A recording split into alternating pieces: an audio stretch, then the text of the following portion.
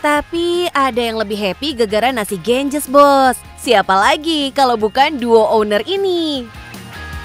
Halo bos, kita temenan udah lama, punya hobi yang sama, cita-cita juga sama, suka makan, suka masak.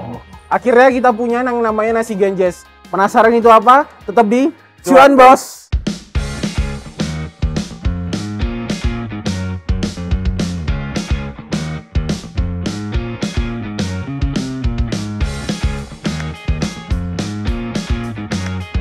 Warga Malang dan sekitarnya mungkin udah nggak asing sama makanan ini, bos. Tapi buat yang belum pernah kesini, Mincuan kasih paham dulu apa itu nasi Genjes. Nasi Genjes adalah nasi yang diolah dengan cita rasa gurih dan tambahan teri serta daun jeruk segar. Jadi kalau diicipi rasanya udah endulita banget meski tanpa lauk. Warung ini buka sejak jam 10 pagi sampai jam 2 pagi, bos. Wadidaw, totalitas banget ya. Hihihi. Bukan tanpa alasan, warung ini hadir buat warga Malang yang suka brunch alias sarapan telat. Tapi ini bukan sembarang menu sarapan loh, bos. Nah bos, ini yang bikin beda di Mekarjaya. Kalau di tempat lain sarapannya biasanya lontong sayur atau bubur ayam. Kalau di Mekarjaya sarapannya pakai brisket. Yang kita tahu, brisket kan lumayan pricey ya, bos. Tapi kok bisa-bisanya ada di menu sarapan nasi Genjes dengan harga cuma 25 ribuan aja? Nggak rugi tuh, mas. Usut punya usut, ternyata kuncinya ada di supplier, bos. Kita bisa menekan HPP atau harga pokok penjualan kalau kita bisa dapat supplier tangan pertama. Jadi harga bahan bakunya bisa lebih murah. Nah awalnya ini juga menu kolaborasi sama salah satu brand di Kota Malang yang jadi rekanan kami juga. Kita bikin menu nasi Genjes dikasih brisket. Nah, brisket kan cukup unik nih menurut saya ya, dengan pengolahan butuh waktu 20 jam dicampur dengan sambelnya. Nah ini responnya juga bagus juga. Selain brisket, ada juga menu nasi Genjes dengan lauk cumi, cakalang, dan sapi seharga 15 dan 16 ribuan. Menu ini dikombinasi dengan 3 jenis sambal, yaitu sambal ijo yang paling disukai pembeli, sambal korek, dan sambal mata. Kalau pengen icip nasi Genjes versi hemat, WMJ juga menyediakan menu nasi Genjes telur seharga 10 ribu aja. Tapi kalau kesini jangan kaget ya, bos. Yang pernah icip menu morning person udah bisa dipastikan gak akan ketemu menu malamnya. Kalau di pagi itu yang best seller kebanyakan sop empal. Karena mungkin cocok ya mbak, pagi-pagi nggak terlalu makan yang berat, terus nggak pedes juga sop empalnya. Terus kalau yang malam, menu yang paling best seller tuh cumi mbak. Untuk sambelnya itu sambal hijau. Kita kan sebenarnya cuma buka malam ya. Terus karena sewanya lumayan mahal, kita harus buka pagi. Dulu itu buka pagi karena kita ada menu sahur mbak, awalnya itu. Wah, boleh juga tuh idenya, bos. Kalau mau nambah omset, salah satu caranya ya dengan memperpanjang durasi atau waktu jualannya. Selain itu, menu yang berbeda di waktu yang berbeda bisa bikin orang penasaran, lalu datang lagi demi icip menu lainnya. Jadinya repeat order, bos. Warung yang terletak di Jalan Soekarno-Hatta atau yang lebih sering dikenal dengan kawasan Suhat, kawasan ini termasuk kawasan kuliner yang sering dikunjungi pelancong dan tentu saja para pelajar dan mahasiswa. Soalnya ramah kantong banget, bos. Ini sama teman-teman sih, Mbak. Ya, terus tadi nyoba ini nasi yang nasi Genjes ya. Nasi Genjes. Terus aku sih suka yang ini, Yang nasi Genjes ayam bawang gitu. Kalau saya sukanya yang cakalang. Harganya sih affordable ya kak ya, untuk kantong mahasiswa kan kita mahasiswa gitu. So, lokasi dan target pasar yang dibidik kudu tepat, biar omsetnya berlipat-lipat. Mantap! Terbukti, bos. Dulu di awal buka warung, omsetnya langsung melonjak 200%. Padahal itu baru 2 minggu loh. Artinya, keberadaan warung ini dan menunya memang sudah dengan kebutuhan dan selera target pasar. Lokasi yang tepat berperan penting dalam menaikkan omset sebuah usaha, apalagi usaha kuliner, bos. Porsinya kalau sehari sekitar 800 sampai 900 porsi lah, Mbak. Nah, saat akhir pekan atau musim liburan, omsetnya bisa tembus lebih banyak lagi bos. Soalnya pelanggannya nggak cuma warga lokal Malang aja, tapi juga pelancong dari luar kota. Kesuksesan bisnis kuliner ini udah pasti punya ceritanya sendiri bos. September 2022, dua sahabat ini akhirnya memutuskan berkolaborasi setelah sebelumnya sama-sama menggeluti dunia kuliner dengan jalannya masing-masing. Ternyata, jalan yang mereka tempuh kali ini sempat mengalami kendala bos. Boro-boro mikirin naikin omset, dua besti ini malah sempat dak-dikduk. Gara-gara baru 3 bulan jualan, malah disuruh pindah dari tempat sewanya. Duh, nggak kebayang sih gimana sedih dan repotnya waktu itu ya bos. Padahal saat itu jualan lagi kenceng-kencengnya tuh. Wah banget. Awalnya kita juga ketika diharuskan pindah dari tempat pertama, itu kita mikir, aduh, yang pertama takutnya lokasinya kan kita baru 3 bulan. Baru 3 bulan harus dipaksa untuk pindah. Kira-kira customer yang kemarin nih bisa tahu nggak tempatnya? Alhamdulillahnya nih bos, sekarang warung yang identik dengan warna hijau putih ini udah punya cabang di Jember dan Yogyakarta. Sesuai slogannya nih, melayani lambungmu sepenuh hati. Isi 7B itu nggak cuma sekedar jual makanan aja, kita harus jual experience juga, terus kreativitasnya untuk di produk, untuk di brand, ternyata itu penting gitu. Sama seperti pohon, makin tinggi pohonnya, makin besar pula angin yang bakal dihadapi. Makanya Mas Dika dan Alvin pun memperbaiki manajemen sejalan dengan makin majunya usaha ini, supaya bisnisnya makin langgeng. Gimana bos? Udah lihat usaha kami? Dalam membangun bisnis berpartner, menurut kami kuncinya ada 3. Yang pertama, punya visi misi yang sama. Yang kedua, saling menjaga komitmen. Dan yang ketiga, saling bertukar pikiran untuk menciptakan inovasi-inovasi baru. Dan yang paling penting, Cuan bos!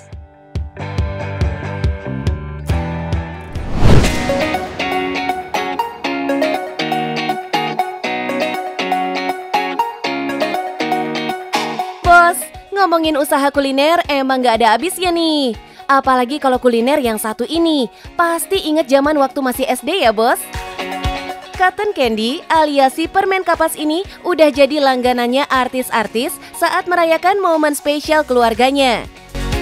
Selain bisa dibentuk berbagai karakter yang menggemaskan, ada satu layanan yang jadi unggulan. Hayo, siapa coba yang gak kepengen bos? Kuy, kita kenalan aja sama ownernya bos. Nah bos, ini usaha saya, Puffy Cotton Candy. Untuk sekarang kalian nggak cuma bisa nemuin di pusat perbelanjaan aja, tapi kalian bisa panggil kita untuk datang ke rumah. Mau tahu keseruannya? Ikutin terus di Cuan Bos.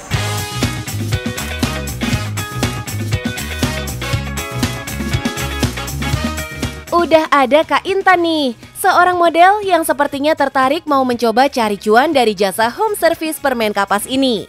Apalagi ada jasa home service-nya bos, yang gak ada di kompetitor lainnya. Mantap! Kak, kalau yang kayak gini tuh bisa buat acara ulang tahun anak gak? Bisa banget kak, jadi kita ada servis panggilan ke rumah namanya home service. Wah, aku tertarik nih kak, kalau aku belajar bisnis bisa gak kak?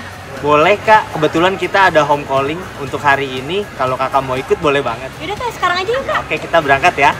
Oke, let's go.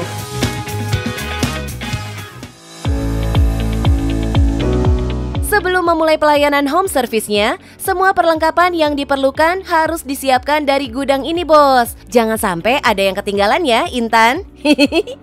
Kak, apa aja sih yang mesti dibawa? Kalau untuk dibawa, ini kita bakalan bawa boot sama peralatannya. Mungkin kita siap-siap aja kali ya sekarang ya untuk bawa, karena kan kayaknya acaranya dikit lagi nih, jadi kita bisa langsung jalan ya. Tanpa perlu sewa tempat jualan, jasa layanan home service ini cukup menyiapkan ruangan kosong untuk menyimpan berbagai peralatan yang dibutuhkan bos. Jadi bisa hemat biaya operasional. Dari garasi rumah aja kayaknya bisa nih bos. Jadi kalau misalkan untuk home service ini, saya ngerasanya nih penetrasi ke pasarnya bisa lebih masuk ya. Jadi saya bisa menjangkau customer saya lebih luas nih gitu. Bahkan seperti ada customer yang dengan budgetnya sekian, saya masih bisa kabulkan lah gitu permintaannya mereka seperti apa gitu. Setibanya di lokasi, semua peralatan langsung diturunkan dan lanjut di setup di lokasi pelanggan nih bos. Ayo Kak Intan, langsung bantu menyiapkan semua peralatan booth permen kapasnya ya. Tidak perlu tempat yang luas, cukup area 2x2 meter aja bos. Booth permen kapas ini sudah bisa didirikan. Jeli melihat dan memanfaatkan peluang jadi kunci utama Kiki dalam menjalankan bisnis pelayanan ini bos. Terus kayaknya nih saya ngeliat peluang nih di luar tuh, kayak kan belum ada ya panggilan gulali ke rumah gitu. Sesekali pernah ada yang memanggil customer, akhirnya kayak nih dapet ide juga nih buat buka panggilan ke rumah, baru deh kita lanjutin gitu. Ini dia bahan utama untuk membuat permen kapas. Kiki menggunakan gula pasir premium. Untuk membentuk berbagai karakter yang diinginkan, dibutuhkan teknik pewarnaan gula bos. Hanya bermodal pewarna makanan yang dicampur dengan gula hingga merata. Paket yang ditawarkan itu kita ada 2 ya. Untuk yang pertama itu paket yang 2 juta itu kita dapat paket unlimited karakter sama cup yang 650 ml. Itu juga unlimited, tapi kalau yang 3 jutaan itu sama karakternya unlimited dan ada bucket, bedanya di kemasannya aja, bucketnya 1000 ml gitu. Untuk harga yang ditawarkan jelas menarik tuh bos. Semua jenis karakter bisa di-request unlimited oleh konsumen. Kalau untuk di high season itu kita bisa mungkin sekitar 20 atau 15-an home calling lah ya sebulan. Kadang bisa sampai 1 minggu itu full ya, dari Senin ketemu Minggu itu full kita home service. Kalau dilihat dari bahan bakunya emang mudah ditemuin ya. Tapi bukan hanya rasanya aja yang dinilai, tapi belajar membuat karakter yang sesuai aslinya butuh waktu yang cukup panjang. Kayak Kak Intan nih bos, kira-kira bisa nggak ya berhasil membuat satu karakter yang udah dicontohin sama Kiki tadi? 3 menit itu jadi standar untuk membuat permen kapas karakter. Ini bukan tanpa alasan ya, suhu di luar ruangan seperti ini bisa membuat permen kapas cepat meleleh bos. Makanya biar lebih awet, permen kapas yang sudah jadi lalu dibungkus oleh plastik seperti ini bos untuk menjaga suhunya. Kalau tantangannya ya memang lebih ke brand awareness-nya ya. Jadi kita tantangannya itu gimana memperkenalkan, kan banyak orang tuh melihat gulali atau cotton candy ini kan kayak gulali yang biasa ya, yang tradisional gitu. Nah itu saya tantangannya di situ, gimana mengenalkannya bahwa gulali ini nggak sekedar cuma bentuk gulungan panjang aja nih gitu, bisa berbentuk karakter yang lucu-lucu gitu.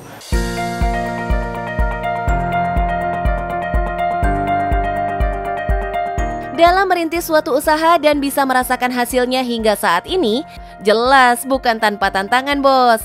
Memperkenalkan produk permen kapas yang sudah dikenal banyak orang dari lintas generasi ke generasi sepertinya jadi tantangan tersendiri bos. Saya pertama kali kita diundang artis itu sama Ruben Onsu waktu itu, waktu anaknya ya ulang tahun. Nah itu pertama kali kita home service dipanggil artis. Nah setelah dari situ baru tuh dapat panggilan lagi untuk endorse beberapa artis, bahkan untuk yang artis-artis ternama kita udah endorse semua ya. Seperti itu. Teknik endorsement kepada artis-artis ternama jelas jadi teknik marketing kekinian yang bisa jadi cara mendapatkan pelanggan. Sepertinya jadi strategi yang menjanjikan bos. Melihat ekspresi para anak-anak yang puas dengan hasil permen kapas yang dibuat, jadi kepuasan tersendiri buat Kiki. Emang top banget ya bos, kalau udah ngomongin pelayanan dan kepuasan pelanggan yang menggunakan jasa kita. Suka ya? Gimana Kak? Iya. Tertarik nggak untuk buka bisnis cotton candy-nya? Aku tertarik banget. Buktinya anak-anak pada suka loh Oh, Kak. iya ya? Iya, terus nanti kalau anak aku ulang tahun, aku bisa dong pesan sama Oke, kakak. siap. Nanti di diskon ya. Iya. Nah bos, dalam berbisnis makanan tidak hanya menyajikan makanan ya, tetapi kita membagikan pengalamannya kepada customer kita. Yang penting, cuan bos!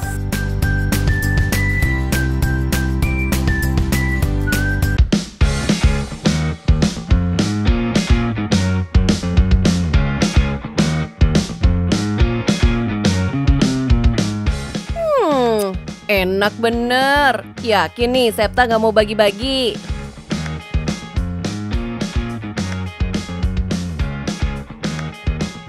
Siang-siang begini emang paling pas makan yang seger-seger ya bos. Apalagi kalau yang dinikmati ini hasil dari kebun sendiri. Nah, ikutan kepo juga kan? Makanya Mincuan dan Septa ajak kalian ketemu Bung Yadi sambil belajar tipis-tipis caranya meningkatkan ketahanan pangan dan bisa menghasilkan cuan. Ini bisa banget buat dicontek di rumah loh. Bos, sekarang saya lagi bantu nih Pak Yadi untuk panen telur ayam.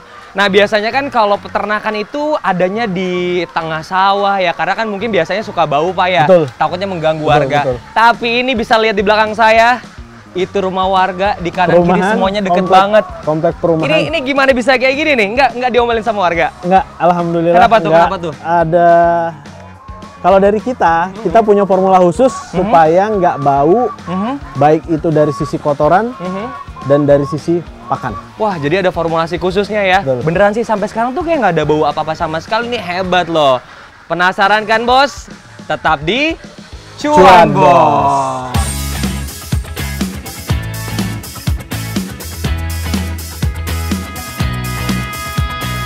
Bos, belakangan ini pasti pernah dong dengar istilah food estate.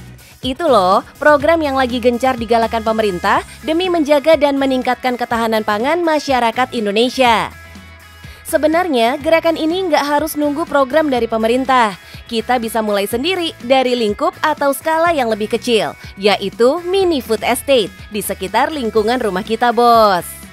Mini food estate itu dalam konsep kita, itu bikin satu mini komplek ketahanan pangan yang benar-benar memanfaatkan lahan yang seefisien mungkin, tapi di dalamnya bisa menghasilkan penghasilan harian, mingguan, bulanan, 2 bulan, 3 bulan, dan 6 bulan.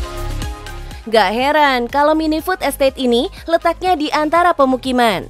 Tepatnya di Gang Haji Udin, RT 5, RW 5, Poris Plawat, Cipondoh, Tangerang. Mini food estate ini berdiri di atas lahan seluas 3 hektar dengan 3 sektor usaha yang berbeda, yaitu peternakan, perikanan, dan perkebunan. Ada istilah di dalam dunia pertanian yang bisa diadopsi, itu istilahnya 1005. Jadi lahan 1000 meter, gimana caranya bisa menghasilkan 5 juta dalam 1 bulan. Tapi konsep ini dikembangkan untuk pertanian organik. Nah, kita bisa kembangkan untuk pertanian modern dengan kombinasi modelnya terintegrasi semuanya.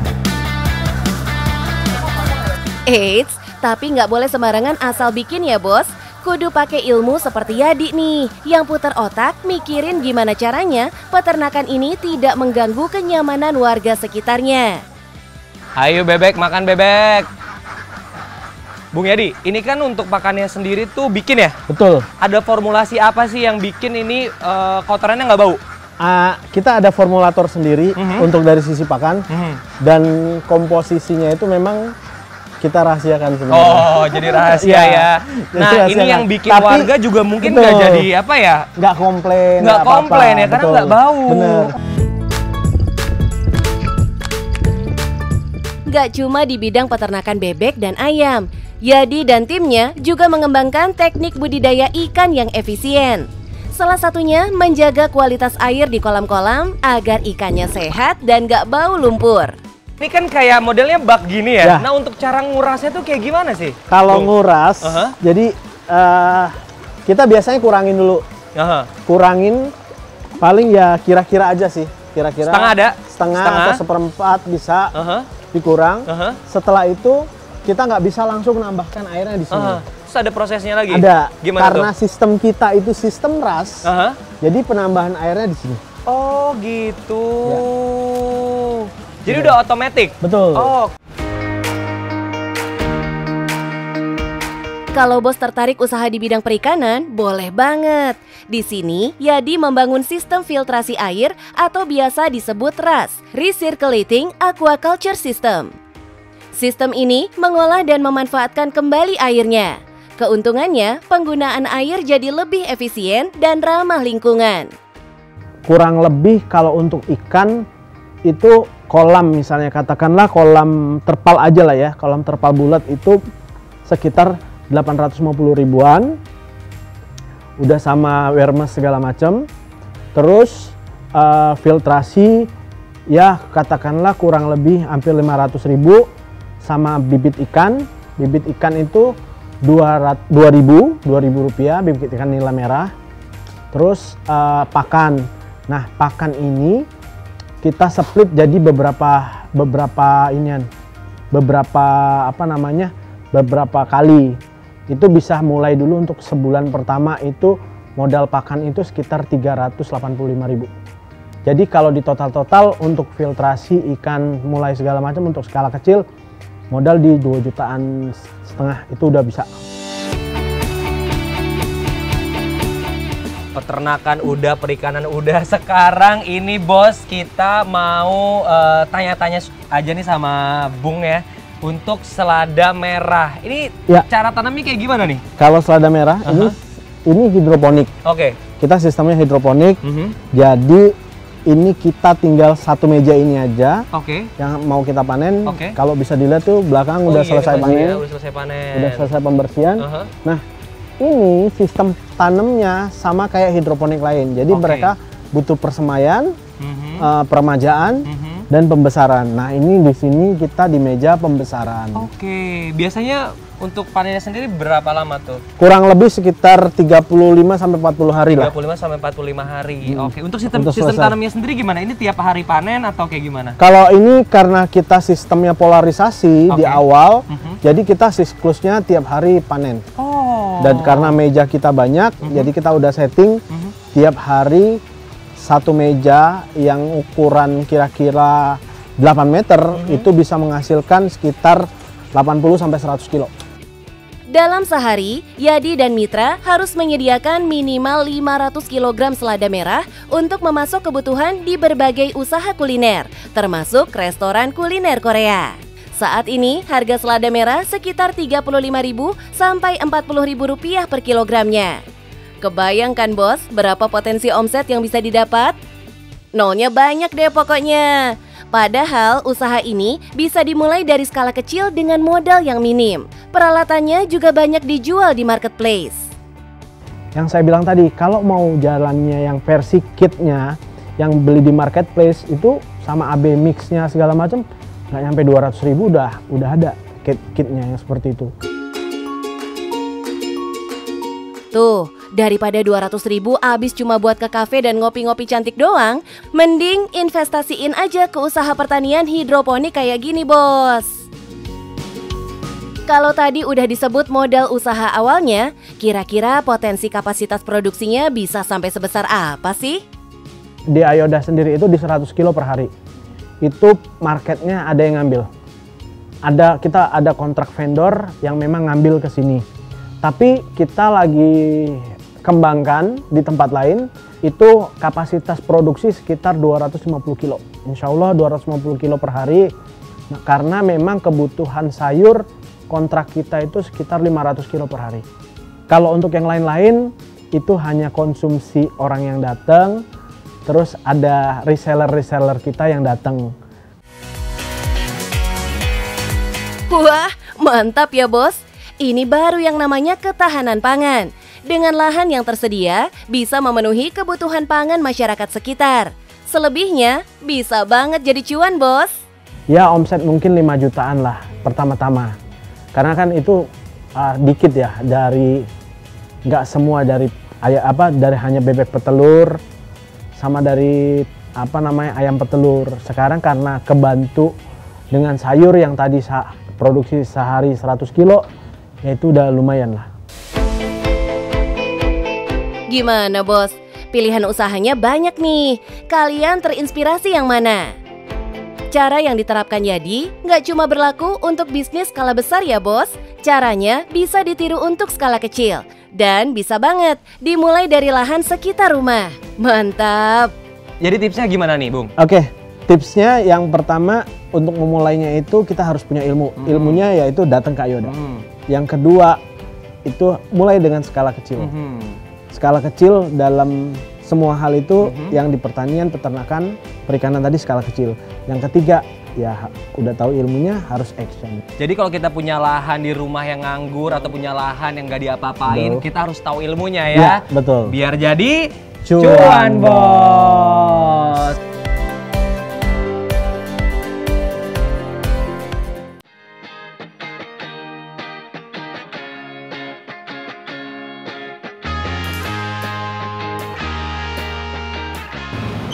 Waduh, martabak nih favorit saya. Martabak Mesir nih, Mas. Jadi saya martabak Mesir makan di sini bisa kan ya? Nah, martabak Mesir. Teh telur ada? Nah, sama teh telur. Ini ada macam-macam martabak. Maksudnya ada 1 telur, 2 telur, 3 telur gitu ya. Selamat sore, Mr. Cuan. Selamat sore, Pak. Selamat datang. Terima kasih. Kita mau nyobain martabaknya nih, Pak. Martabak kasih. Kubang. Wah, ini favorit saya banget. Terima kasih sama banyak, Mr. teh Cuan. telur ya. Siap, siap, siap. Dengan Siap, senang siap, hati siap. kami kita.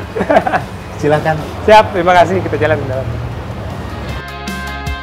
Bos, siapa yang gak seneng kalau punya usaha bisa berkembang bahkan sampai buka cabang? Itu artinya potensi cuannya makin gede, bos. Tapi mengenalkan produk di kota tempat kita buka cabang baru itu ternyata nggak gampang, bos. Nggak cuma sekedar gembar-gembor promosi aja, identitas brand kita kudu jelas. Persepsi yang diterima masyarakat bisa saja berbeda kalau kita keliru dalam mengenalkan brand kita. Nah, gimana ya caranya supaya masyarakat di lokasi cabang terbaru bisa mengenal brand kita? Halo, Mr. Cuan. Waduh, Alhamdulillah, sudah datang ini martabak pesanan Mesir kita. istimewa. Istimewa sekali, luar biasa. Karena istimewa harus dikasih 2 kuahnya. Waduh. Siap. Oke. Jadi guys, Masya Allah. Nah, satu hal lagi, Mr. Cuan, mungkin tidak cicip-cicip ya, Pak. kalah menariknya, Mr. Cuan. Ini namanya teh telur. Ah, ini dia teh talua. Teh Telur gula nih. Ini pakai aren. gula aren ya, Pak? Betul, Nah, gula aren ini, asli. Ini model baru ini, Pak. Siap, siap. Saya mau cobain dulu nih martabaknya. Terima kasih. Izin, Mr. Cuan. Silakan, Pak. Bolehkah Duduk sini, kami Pak. Duduk sini, Pak. Terima kasih.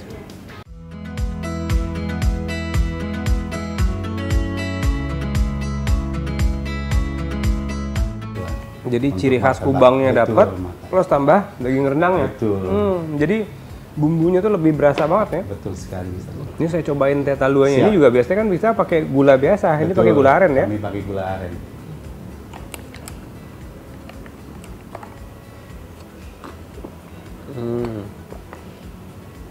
Lebih legit ya kalau Lebih pakai. legit ya. Mengenai masalah kuliner ini, kami kan di sini kan memang baru buka. Dan walaupun memang ini cabang kami yang ketiga, Mr. Cuan. Dari kami minta petunjuk saran-sarannya nih, Mr. Cuan. Bagaimana sih untuk marketnya kah, ataukah bagaimana promosinya harus kami lakukan? Kalau tadi saya udah cobain, Pak. Ini sebenarnya unik nih, enak. Karena rata-rata martabak Kubang itu dia nggak pakai daging rendang ya. Betul sekali. Nah, ini ada uniqueness-nya sama. Termasuk ini nih teh telur. Teh telurnya itu juga sudah pakai gula aren. Gula aren. Kalau saran saya nih, Pak, Siap. biar positioningnya makin tajam, rumah makan Padangnya dibikin brand yang berbeda. Oh, siap, siap. Karena rumusnya di keilmuan branding itu, satu brand itu satu positioning. Jadi one brand, one positioning. Betul Jadi sekali. kalau kita artinya brand positioning itu adalah menciptakan persepsi unik di persepsinya customer. Baik. Apa sih martabak 54? Oh, itu martabak yang pakai daging rendang. Itu kan persepsinya uniknya muncul. Betul. Nah, ketika sudah kuat martabak 54 itu punya martabak yang pakai daging rendang, Iya. tiba-tiba Bapak kasih rumah makan Padang dengan pakai brand 54, nanti rumah makan Padangnya jadinya nggak unik, Pak. Persepsi yang terbentuk nantinya justru akan jadi general. Jadi gitu saran ya. saya sih kalau adakan ini kan digabung nih. Betul. Perilaku orang makan rumah makan Padang dengan makan martabak di Jabodetabek itu rada beda sama di Padang. Siap, siap. Kalau di Padang orang makan martabak kayak gini nih bisa menggantikan nasi. Iya, betul sekali. Tapi kalau dengan di Jabodetabek martabak Mesir jadi makanan cemilan keluarga. Bener. Mereka sambil nonton, Iya. mereka sambil nonton bola ya atau kumpul keluarga, ada tamu dan lain-lain disuguhilah martabak Mesir. Betul sekali. Nah, perilaku yang kedua yang berbeda dengan rumah makan Padang, rumah makan Padang itu bukan hanya sekedar fast food, tapi super fast food, kan, Pak? Super fast food. Nah, menurut saya sih sebaiknya brandnya itu dipisahin. Terima kasih Mr. Cuan. Sama-sama Pak. Petunjuk dan sarannya sangat berharga bagi kami semuanya. Mudah-mudahan ini adalah solusi yang terbaik untuk kami ke depannya agar lebih maju lagi bendera kami berkibar di Jakarta ini. Amin. Mudah-mudahan martabak 54 ada di mana-mana. Terus kemudian rumah makannya nanti juga rumah makan Padangnya juga bisa buka cabang sendiri. Saya lanjutin makan lagi ya Pak ya. Silakan Mr. Keburu dingin nih Pak. Betul sekali. Bismillah.